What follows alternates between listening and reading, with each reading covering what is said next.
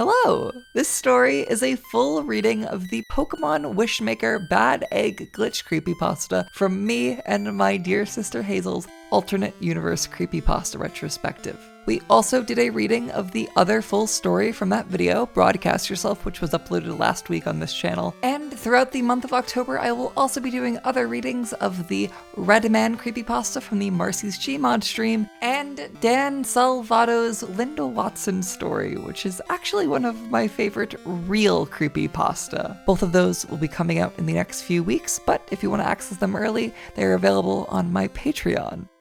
Either way, enjoy the video. The following is an exchange that took place some months ago on a forum I used to frequent before its recent and sudden closure. I took screen grabs at the time as a reminder to self to read in more depth at another time, then never did until I randomly recalled their presence on an unnamed folder on my ThinkPad's desktop, and fully realized just how odd it all was. I've transcribed them for easier reading and posted them here because I assume my audience will find it all interesting, and to see if anyone knows what's really going on here. Also because I'm still on vacation and don't have a proper update. Cheers from a cozy little pub in Amsterdam, Flaherty. Hi folks, I've been a member for a long time, but don't think I've ever posted in this side of PNF before. Editor's note: PNF refers to the Pokemon Nostalgia Forums, where all of this took place. Originally, I was going to write this in the "If you ever fell off Pokemon, what got you back into it" thread, but felt like it might be too off topic. I'm aware this is a forum for just Gen 1 and Gen 2, but I'm sure a lot of you here already know what bad eggs from Ruby and Sapphire and Emerald are. If not, here's a video that will show you. Language warning. Basically, it was a fail-safe the developers included in the 3rd gen games to keep players from obtaining glitch Pokemon like Missing No and M. Well, in my copy of Pokemon Crystal, I think I had one. I was sick through a lot of my early teens, like bedridden. It meant I got to play a lot of video games, so I didn't mind as much as I probably should have. And of course, that mostly meant I played a lot of Pokemon. Like, maxed out the time spent counter in both Yellow and Crystal, 99959. Sometimes I would burn through the whole set of batteries in one session. I had read about Missing No in Nintendo Power and had encountered it on my Red game. When you play these games long enough, you eventually get to this point. That's why we're all here, right? But for some reason, I couldn't bring myself to do any of the glitches in Crystal version. My childhood friend called me excitedly once saying how he read on the school computer that you can make Celebi appear. I listened to him try to recall each and every step, and I managed to resist the temptation to have a Celebi of my own. Just because I never sought out any glitches doesn't mean I didn't run into any, though. I was messing around in Violet City one day, and when I went into the Pokemon Center, I noticed Professor Elm's assistant was back. My mind was racing, trying to understand what I did that triggered it. Did he show up when I collected all the items? Things like that. There was nothing like that in the strategy guide. I was able to talk to him and he gave me another egg. When I checked my Pokemon, the 6th Pokemon in my party had been replaced by the egg.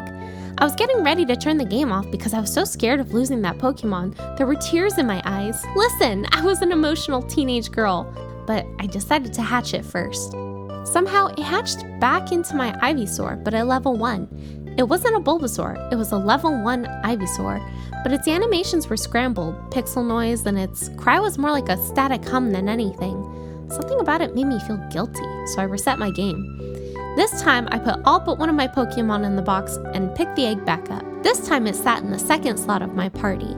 The summary said, "Looks like a bad egg." I spent several hours running all around and checking the status screen, but the egg just wouldn't hatch. And then I had a realization. I put it in the front of my party and ran into some grass. Big mistake. Wild battle, out comes the bad egg. When I select fight, it skips straight to each Pokemon using their moves.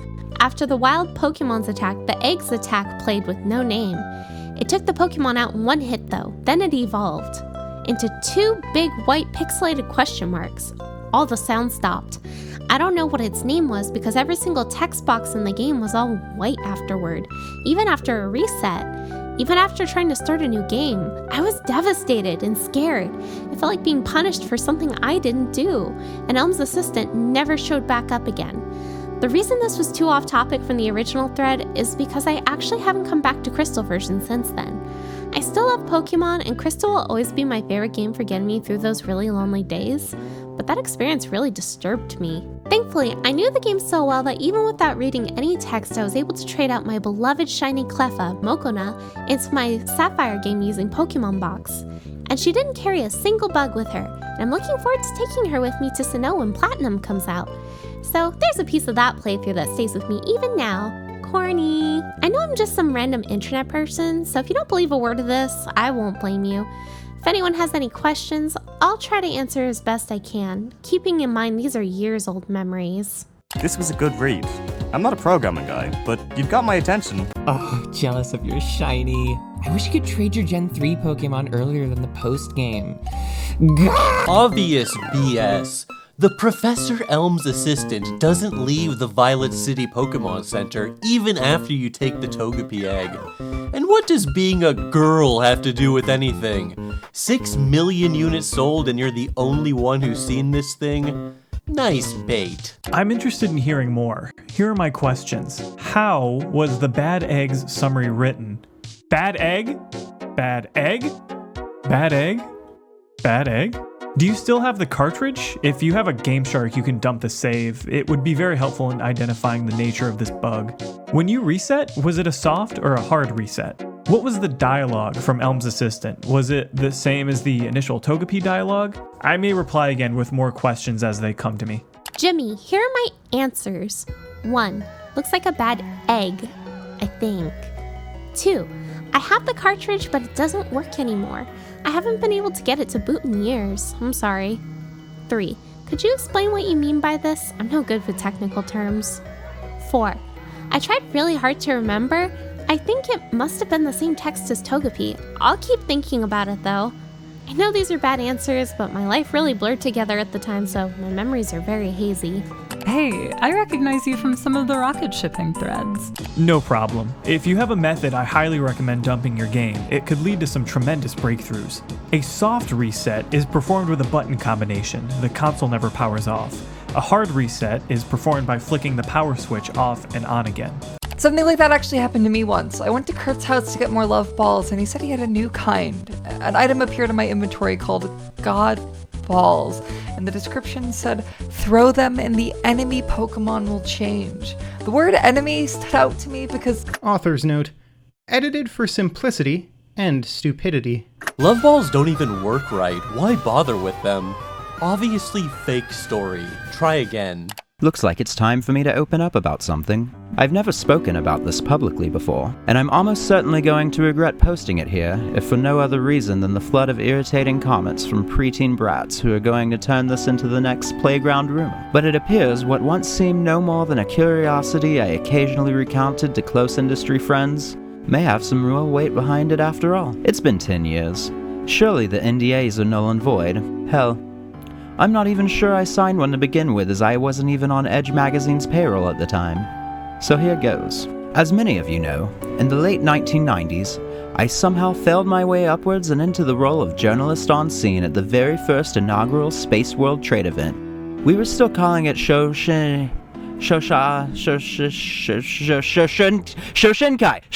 We were still calling it Shoshinkai, its previous title, right up until we were there.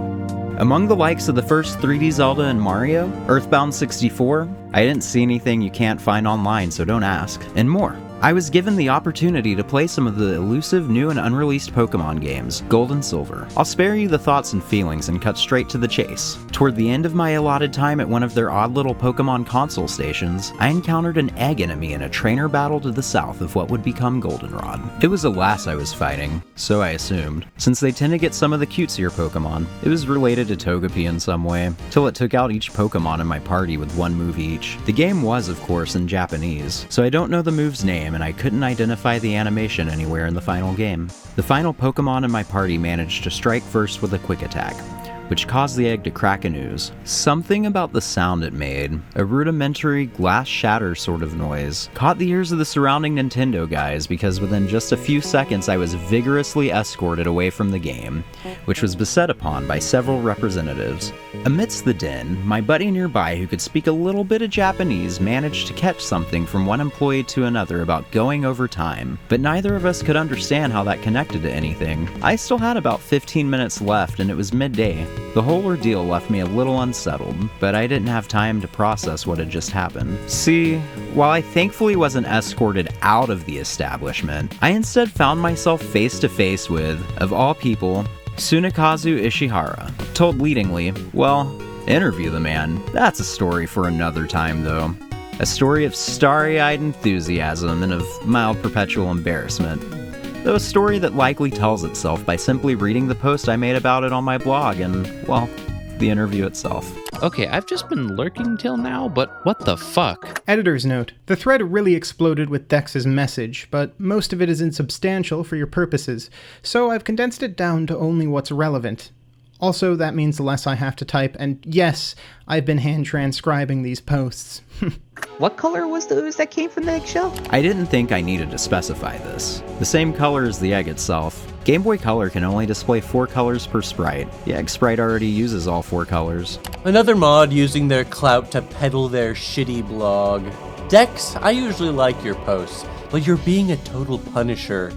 If you want us to believe this is real, why don't you start by explaining why you didn't ask Ishihara about what you saw if you knew it was so abnormal? Just because you're still too embarrassed to admit that you fell for our 2006 April Fool's gag doesn't make you an authority on what is and isn't a hoax. You do know I have the power to ban you, right?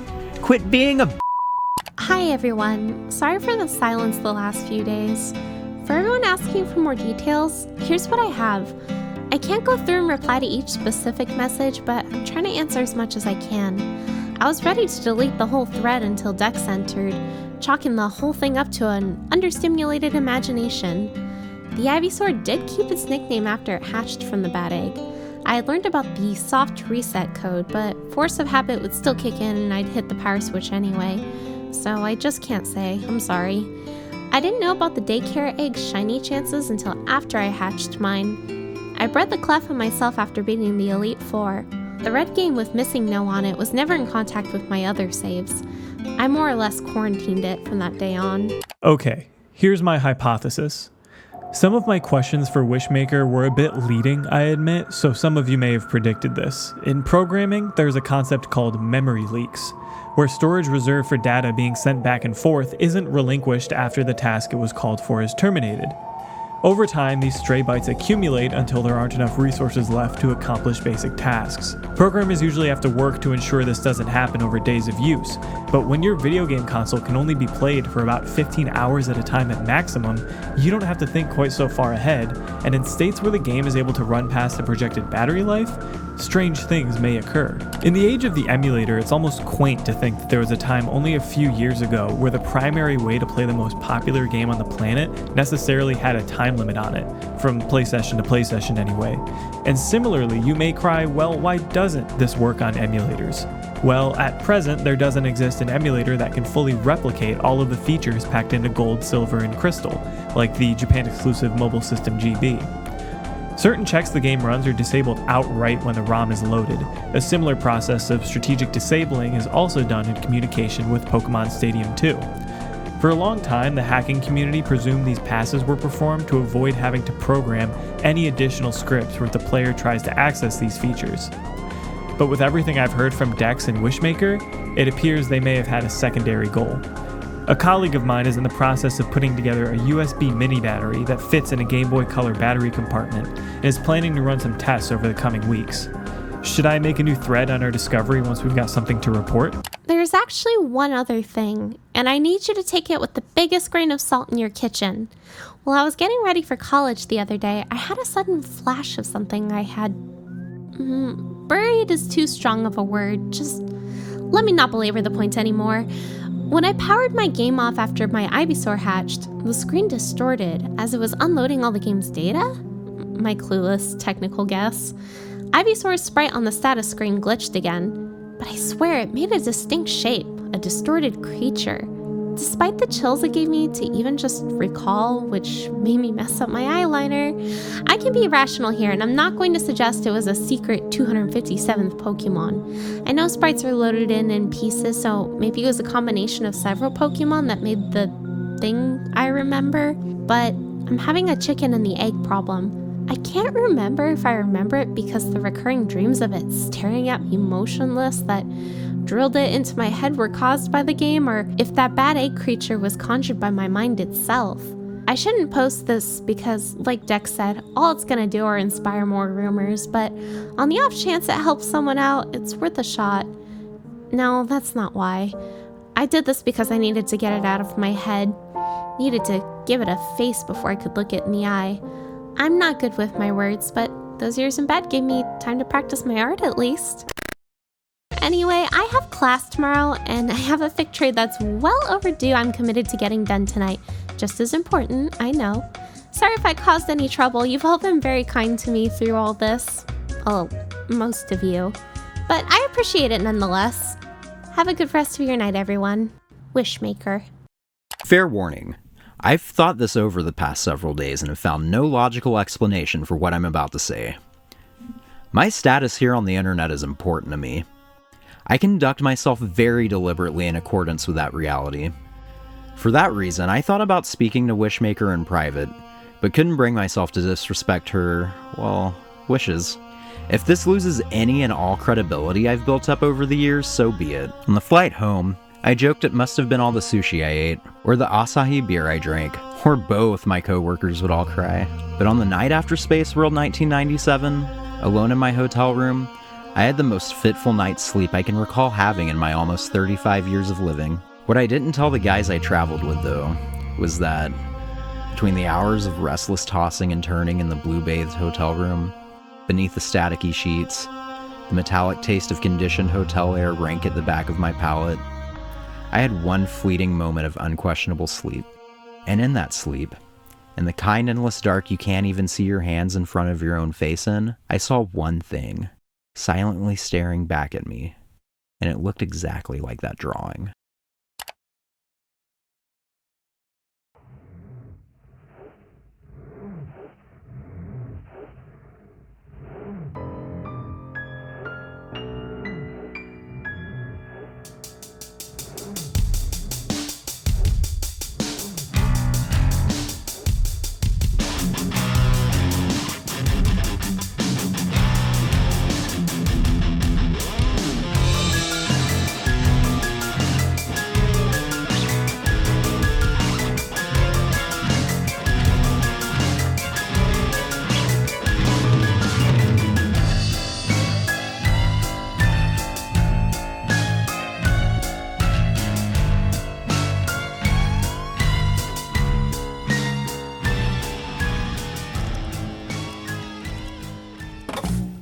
And now for a reading of Roommates issue 69. Man, you always get the good controller. It matches my hair. Guys, I bought another one.